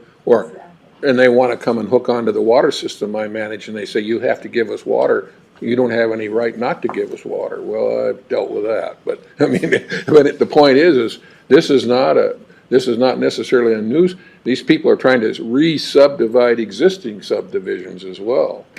because of the 10-acre, because you can go to 2 5-acre lots on the aquifer, see, so that's, yeah, see, It's complex. yeah. So on that cheery note, I'll hand it off to Ben, who can deal with the complexity. Yeah, thank you. So yeah, just kind of maybe touching base on some of the history as well. I mean, David mentioned 2016 was kind of a transitional period for us when in talking with regards to minor subdivisions. So in addition to opening up the ability for subdivisions off of private roads or the roads that meet fire district standards, there was another change in our code at that same time that really perpetuated this whole thing. And one of them was an exempt division of land that we currently have. So the county has exempt divisions of land that a property owner may qualify for. And if they don't qualify for an exempt division of land, then their only other option to legally divide property would be through the subdivision process. So one of the exemptions that a property owner had is what we, in the department and is more understood, through the public is called free splits. And that dates back to 73. It does, yeah. And so the county or the public had always had an opportunity based on, criteria of their property to take their land and divide it without the subdivision process. And what the free split exemption allowed pre-2016 was if you had an original parent parcel, and an original parent parcel was one that was described before 74, if you had 40 acres or more, you could create up to a maximum of 3 parcels that were a minimum of 20 acres each. So what happened was, or what the problem was, is staff was doing a lot of research trying to determine if this particular property was created before 74, and if it were, how many other properties were divided from it after that point to present time. That's a lot of research. And so it took staff a lot of time in order to get the public an answer to the question, am I eligible for any free splits on my property? So what the Board of County Commissioners at the time determined and said, well, I think we have a solution here that's going to be easier for everybody involved. Instead of determining what an original parent parcel is, let's just say if you have enough for 20-acre splits, then you can take as many as your acreage would allow. So essentially that meant that if you got 80 acres, you are eligible for 4 20-acre divisions. Now, what happened was that, again, those 2 different codes changed within our code. What happened was that people were kind of getting accustomed, and it took a few years for people to really understand what the potential was using both of these changes together. So what happened was they take an 80-acre, for example, an 80-acre parcel, or even larger, and we'll have some examples in this packet, I think, for you, of where property owners of larger tracts of land exercised this. They took their parcels, they split them into 20 acres, and then instead of going through a comprehensive major subdivision, because the total amount of lots that they were going to be creating far exceeded the number of 4, they said, well, we'll do a minor subdivision on this 20 acre, a minor subdivision on this 20 acre, minor subdivision on this 20 acre, and on down the line. And so essentially what has happened is that people were getting major subdivision density without going through the major subdivision process. So they didn't have to build the road infrastructure. There wasn't the public hearing and public notification requirements as a major subdivision process would require.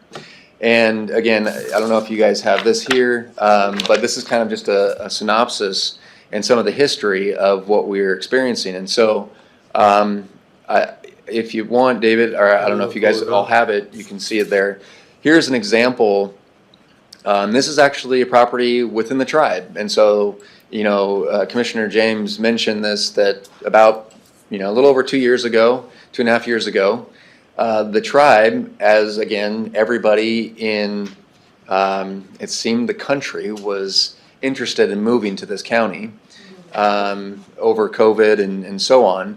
People saw all this land and they said, hey, this is relatively easy to get to. Go south on Highway 95 and let's start splitting this land up. And so here is, you know, a larger property owner out in the county. He's a farmer. They have a number of kids. Kids aren't interested in farming anymore. And so as part of, I think, their inheritance, they got this 320 acres here, and they had been working with a local planning firm. They decided to split this 320 acres into 16 20-acre parcels. And then from there, they submitted minor subdivisions on, I don't know if it was every one of them, but it was nearly. It was, but only, a couple of them only had 3 lots instead of 4. Sure. So the numbers don't exactly add up to 4. And so what they had done is after creating the 20-acre divisions, they built a private road to serve all of those 20-acre parcels. And what their goal was, is because the code allows for minor subdivisions to be served by existing private roads, they now had that. That private road met the fire district standards, and so they said, perfect, now we can do, you know, all of these lots through the minor subdivisions on each one of those, meanwhile meeting the fire district standards, not having to meet the highway district standard. And that's what they proposed. At this point, the tribe said, we can't do this. This is kind of beyond what we're willing to allow. And so this is essentially the project that really kicked this whole thing off, and getting a number of comments from the tribe as a denial. And so again, here's an example of existing private roads that are serving these 20-acre parcels. Now further on that packet, there is an example of, and it's this here. Yeah. This is a full section of land, which is 640 acres. And this was a property owner that owned the entire section. And the perimeter, essentially, by and large, I think maybe the west, the north, and the east property lines of that section were highway district roads. And in this case, you'll see that there's this kind of open area in the middle, and then the perimeter is developed. And that perimeter is all minor subdivisions. So what this developer did is they had intended to go through the major subdivision process. They said, you know, here's what our plan is. You know, we're gonna create, you know, however many 5-acre parcels that this section will allow. And the highway district in this area said, you know, no, that's not. We're not okay with that. We need you to make some significant road improvements in order to serve all of these lots. And so we are essentially, this is our standard if you're going to submit a major subdivision of that quantity. They said, yeah, that's not going to work for us. Instead, we're going to go ahead and do this. So they submitted minor after minor. Well, first they created their free splits of 20 acres on the perimeter, and then they put minor, minor, minor all along there, served by common driveways. And so now the highway district has multiple approaches off of these public roads. That they couldn't say no to. Right.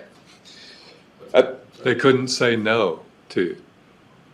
Because once these 20 acres. Common driveways that go to this property and go to that property. Yeah. And under state law, the highway district has to allow access. Yeah. Because they had to go through the major subdivision process, they needed approval from the highway district.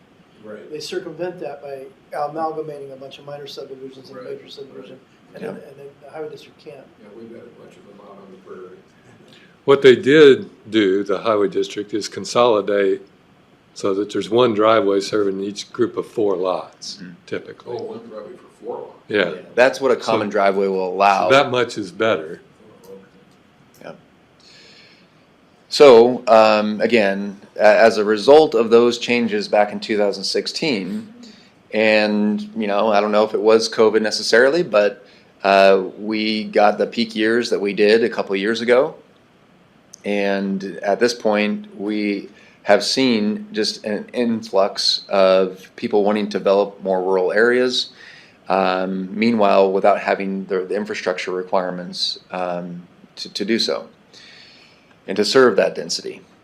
And so we, like Pat had mentioned, David again reiterated, we've been working on this for a number of years, trying to take the complexity of all of these different moving parts and work on some proposals and some solutions.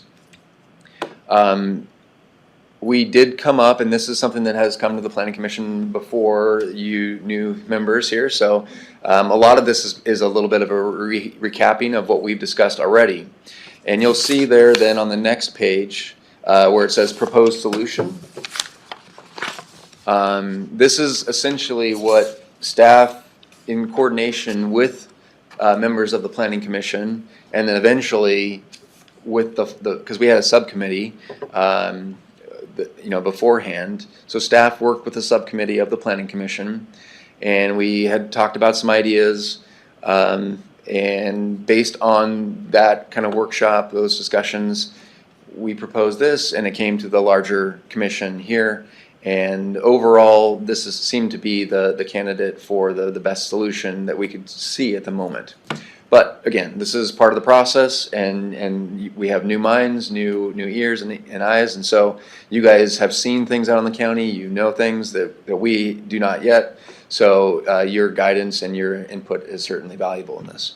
Well, one of the big problems that we've got with some of the subdivisions out on the prairie is that they got all these private roads. Well, there's no road maintenance. Yeah, see, so you don't. Now, just yesterday, this big snowstorm, the county roads, all my subdivisions all got county roads in it, and it's individual accesses like they're supposed to have, because it was a major subdivision. And the county, the highway district plows the road for me, But those other places out there's some like in Spirit Lake and other places, they're all private roads, and they're not, they don't meet a standard of any kind. They come apart in the spring, break up, and there's no snow plowing.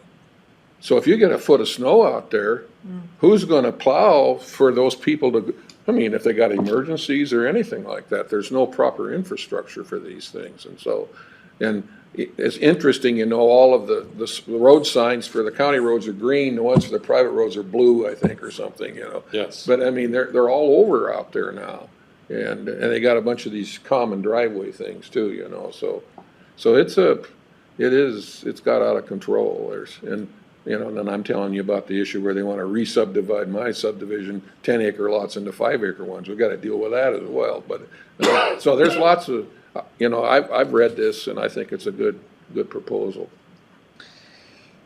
Yeah, and I think that's a good point, and that's something that staff does have issue with now. And this isn't going to change, unfortunately, that issue. We'll still have that issue with private roads and maintenance agreements for private roads. You're right. There are proposed subdivisions, minor subdivisions that are being served by existing private roads. However, staff does not have the ability to require that particular property owner or developer to enter into some kind of road maintenance agreement with the rest of the property owners that use that private road. That's just not something that we have the authority to do. And so that is an issue, but it isn't something that we have the ability to fix at this time. So. Yeah, I'm not looking for a fix. I just don't want any more problems. Mm-hmm. Right. I think it's important to look at this in the larger context. We had a subdivision ordinance.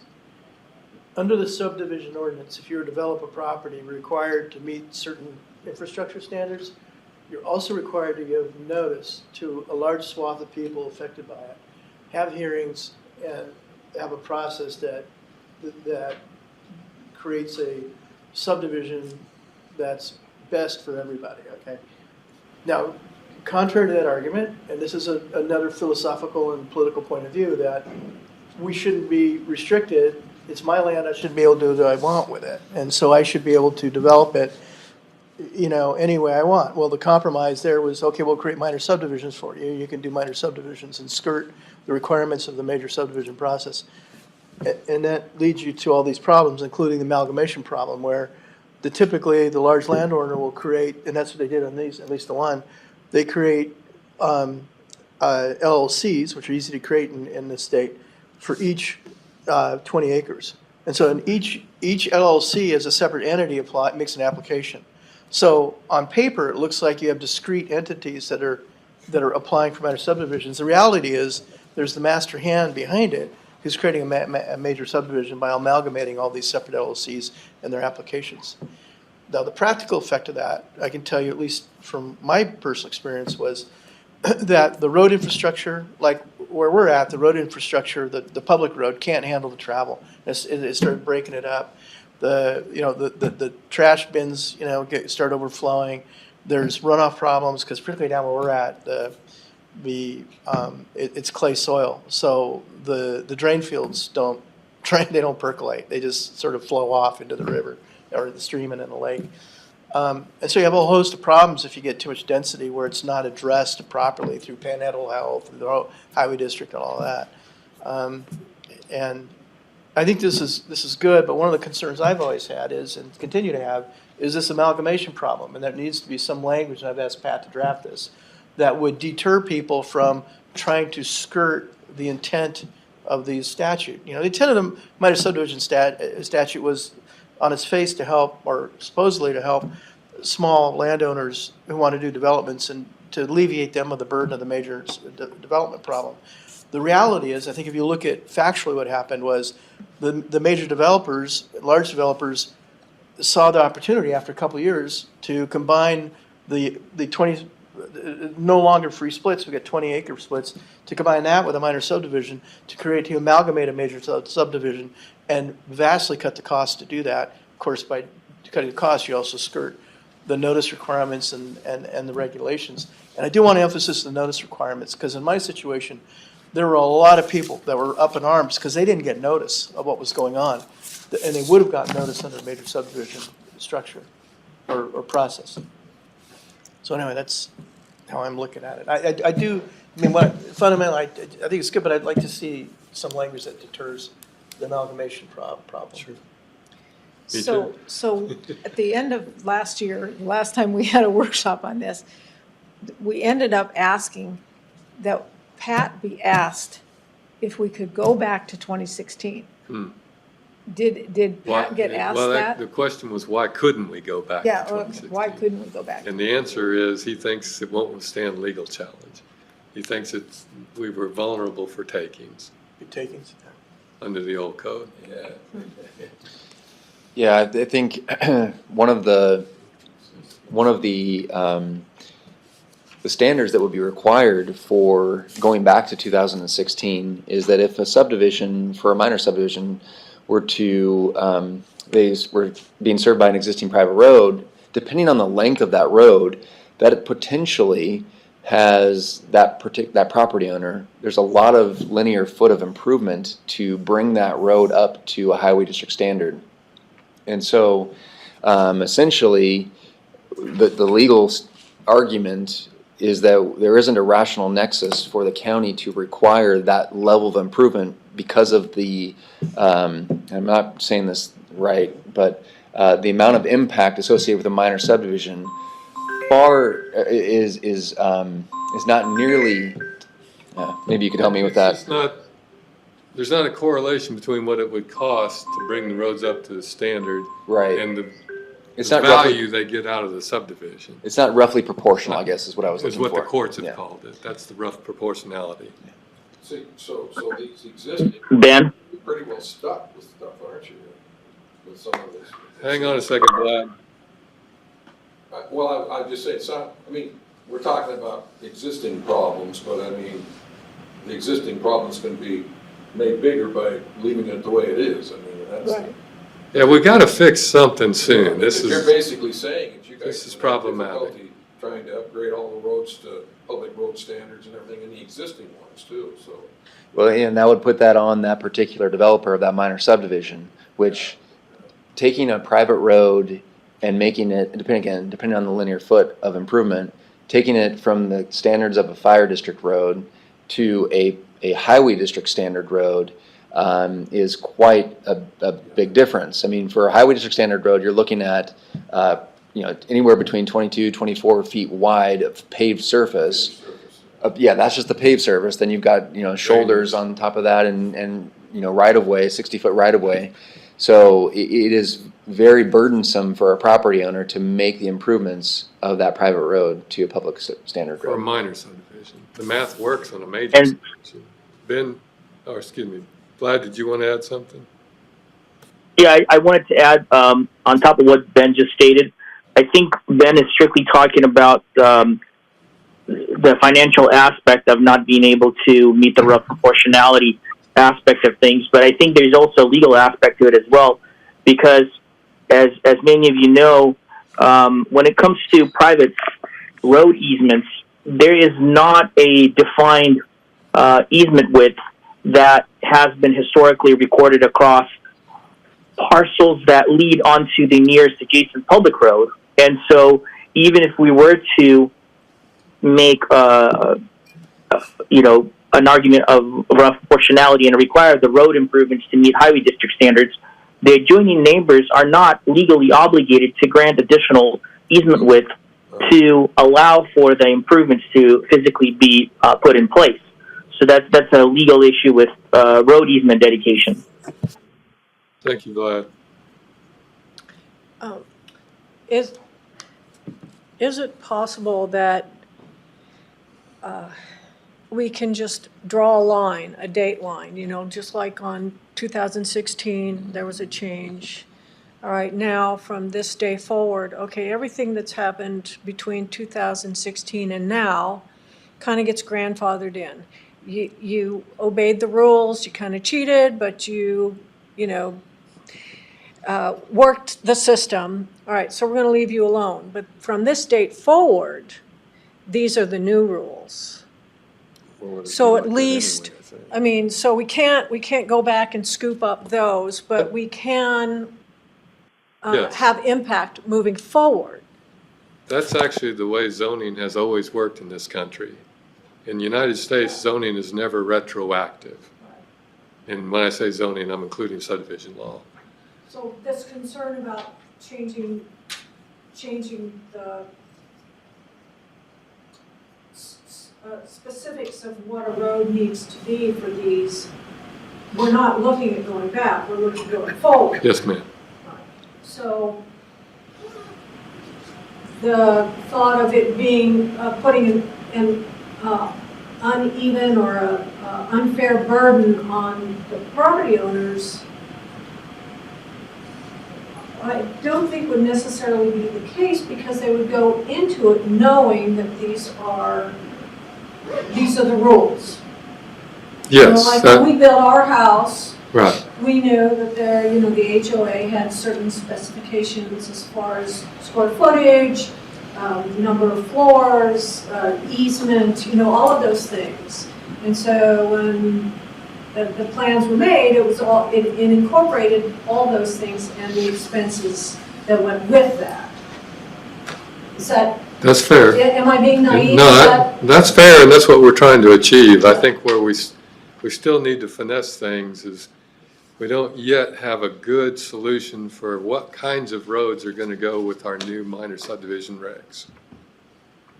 Because we've been saying fire district roads are just fine so far, but they're really not. Right, is there an in-between, like highway and? That's what makes it hard, is there's not right now. Okay, but could there? Presumably, we could come up with a county standard. Yeah. What's wrong with highway district standards? They're expensive. Yeah, see, They're outrageously expensive, depending on your viewpoint. I'm a highway engineer, by the way, too, in addition to everything else. And one of the, if you've noticed what the highway districts have been doing on the county roads, they're paving everything. And even some of them, they're making 4 lanes now because of the traffic situations. And so even if you came up with a standard of a 24-foot finished top, either gravel or pavement or some kind of a standard within the county, the minute you went to pave that, you'd have to have 30 feet to come up with a 24-foot top of pavement, see? It's because of the 2-to-1 slopes on the shoulders and the ditch line and stuff. So anybody who's thinking about a proper public road system in the future is gonna come up with a standard. It seems like it's bigger than necessary, maybe for the current situation, but you gotta plan for future. just resurfacing it in the future. If not, then you gotta go back, get more easement, you gotta go do some more excavation, you got a whole lot more additional work to widen the road to meet the new standards. And so that's another thing we need to consider. Which I should probably be for, because my firm does property law, and that's been a mess. We have all kinds of work, all kinds of people fighting. To put some context on the realities of what we're talking about here, I think it's helpful for us to remind ourselves, and for you guys to know, the newcomers to know, we had the highway district representatives here and fire district right here, who described some of the practical realities of what they run into. The difficulty of getting in to put out a fire. They can't get in and put it out, so the place burns down. The difficulty of when they get in, and they give one example where they were trying to transport an injured person to the hospital, and they were badly injured coming out because the road was just had potholes, whatever, it was terrible. And they plus they couldn't go very fast. The inability to provide the public service that we taxpayers pay them to provide, they're unable to provide it more and more as these roads are, further inadequate. And your point's well taken. You introduce another problem here is they're not only inadequate when they're put in a minor subdivision. As time goes on, they become more and more inadequate because they deteriorate, and the burden gets higher. People move in, they subdivide, they take their 10 acres and subdivide it into 5, and you have more density. So, the trade, when we say it's a lot of money, you have to look at, it's a lot of money in comparison to what? Well, we're talking about people's lives and property being damaged and destroyed. In my own way, I'm a property rights guy. Life, liberty, and the pursuit of happiness is fundamentally based upon your health and your well-being. If that gets degraded, you lose all your rights. Property rights. If my house burns down because a fire truck can't get to it, I lose my property rights. Now, there's a robust debate we have over this, but I contend that saving money is always sort of the battle cry. They want to save money for developers or individuals who want to develop. We want to cut the cost, save money, get out of government interference. You've got to look at the other side of that, where people's rights are being affected by that. People are being hurt, property is being damaged. And that's what I think, if I'm wrong, you tell me. But no, that's part of what makes this hard. That's what the fire chief and the highway district representatives are trying to get through to us, is that there are human costs to your decisions here. Well, there's human costs to them as well. And there's cost to them. Their people have to get in to fight the fire. Right. Their ambulance drivers and paramedics have to get in. They are put in jeopardy as well. Yeah. I agree with you. It's a toughie because, we're Americans. We believe in private rights and property rights, but there is that other side of the coin. So I have two thoughts. One is, can we bring in maybe a couple companies to advise us? And these are companies that are not federal, private companies that create roads. Like, I know my community, it's a gated community, so once you pass that gate, community is responsible for the road. And so we have a company every other year that comes and, redoes our road. Okay, so maybe a couple of those to come in and advise us as to maybe the in-between of city highway and rural road, of what is the other thing what is feasible. we could also do is look at hiring a planning consultant that's fixed this problem somewhere else in the country. Yeah, so that This is not a new issue. right. We're not just disregarding the cost, but we're also looking at the safety and the reality of what needs to happen. And then, okay, this is going to be a little harsh, but I'm part of the slow the growth here. And how do you slow the growth? You make it more expensive. Yeah.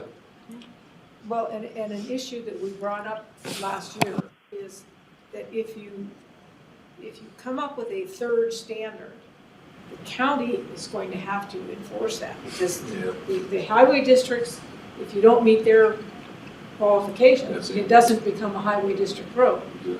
If private roads, we've left it to everybody, but an in-between would have to be administered by the county, which means more expense and more taxes, essentially. Is the county capable of doing that, though? Well, that's Not another yet. problem. I got approval from the commissioners to hire a new professional engineer or landscape architect. The downside is no one's applied with those credentials in 3 months. So, but what if working with a company that builds roads, we come up with something that the highway district would approve? Could approve, yeah. Yeah. I think that's worth pursuing. Again, this is unusual circumstance, but it's not unique. And planners have been dealing with these kinds of things for decades. So if we find the right group of people, we could solve this issue. There's one other issue here that you folks need to consider as well, is that although we've got subdivisions being developed, and you mentioned some of the problems with septic tank drain field problems and stuff like that, there are other regulatory entities that if you have a subdivision that doesn't have the proper infrastructure done, they're going to enforce against those landowners on that property if they're violating the Clean Water Act or something to that effect, because, and it has nothing to do with zoning or anything like that. What it has is if you've got if you've got a septic tank that, for instance, where the drain field doesn't work, and you've got, sewage effluent running down the ditch line on a road or something into Coeur d'Alene Lake. This is my big issue. There's going to be a big push to deal with nutrient loadings to Coeur d'Alene Lake, more than what's going on right now. And the governor has given us money to take care of problems and all that. But the development around the lake, and I know that there's places around Coeur d'Alene Lake where the sewage is not being disposed of properly. And the solution is for, guess what? The EPA to take over management of Coeur d'Alene Lake. Now, and how they would do that is what they would go back into the record of decision, open it back up, and then do a study to determine how to deal with the nutrient loadings to Coeur d'Alene Lake that will cause the metals to be released back into the water column.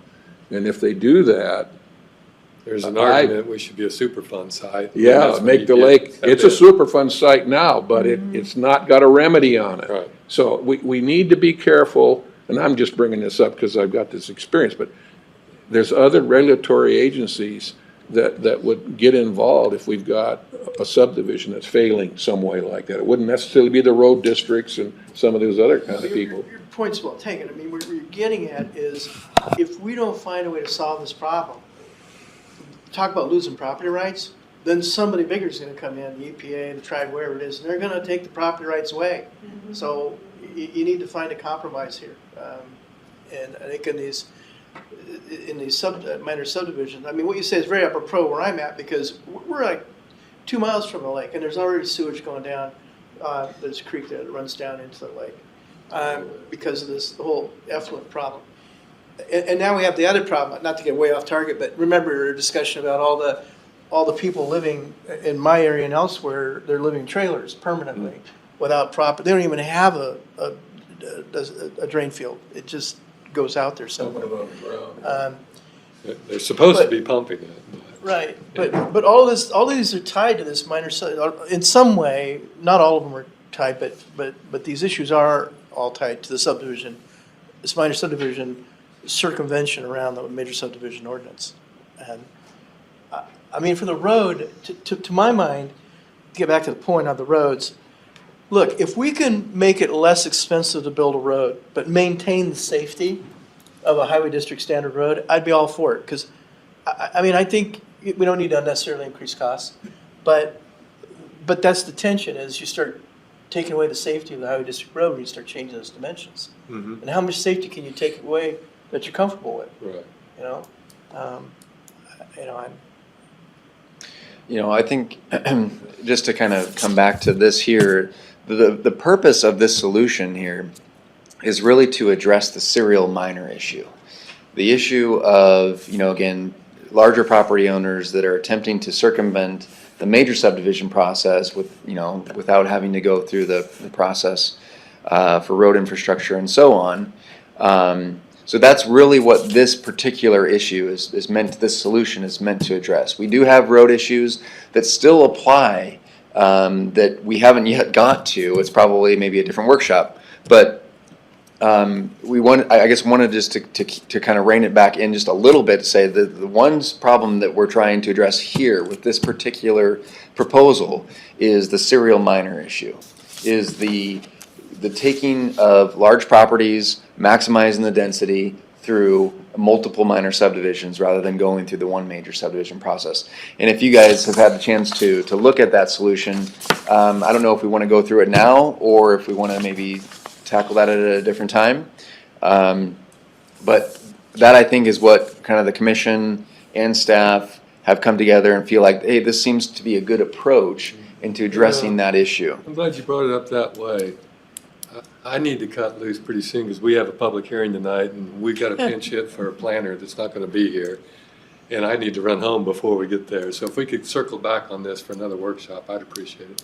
But the seed I'd like to plant with you as a planning commission, following your lead, is I would dearly like to get something changed in the code to prevent serial subdivisions, minors.